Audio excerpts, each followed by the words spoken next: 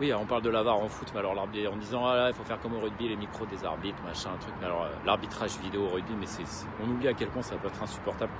Hein, ce soir, on va passer 25 minutes à regarder des écrans pour savoir si la grand-mère d'Antoine Dupont avait fait un en avant en 1925 qui pourrait justifier d'annuler un essai. D'ailleurs, cet essai a été annulé. Encore à la fin sur l'essai argentin, 25 minutes pour savoir si oui, il y avait en avant 2 cm ou pas. Franchement, le rugby sort pas grandi de ces longues interruptions où, encore une fois, on annule des super actions pour 3 fois rien. Et oui, un match contre l'Argentine, hein, quel que soit le niveau des équipes, c'est d'abord un match où on se bastonne, où on se chambre, où on se met des tartes. Et c'est ce qu'on aime dans le rugby finalement, surtout que ça n'a pas non plus pris des proportions incroyables. Voilà, il y a eu un carton jaune en première mi-temps sur 2-3 chicaneries parce que bon, l'arbitre en avait marre.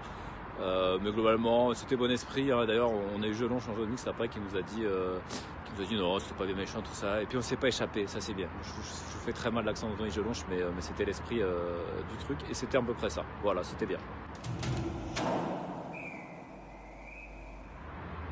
Alors, la décla qu'on a vraiment bien aimé, on va la mettre, c'est celle de Gabin Villiard. 3 fois, on prend les matchs les uns après les autres. Un vrai footeux, parce qu'on lui parlait de quel match, on lui parlait pas de la Géorgie, évidemment ça n'intéresse personne, mais des Blacks dans 15 jours.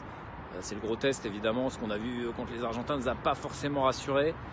Voilà, mais c'est comme si les joueurs vraiment, et Galtier pareil, ne voulaient vraiment pas parler des Blacks, donc ils ont réussi à esquiver le sujet toute la soirée, bravo à eux.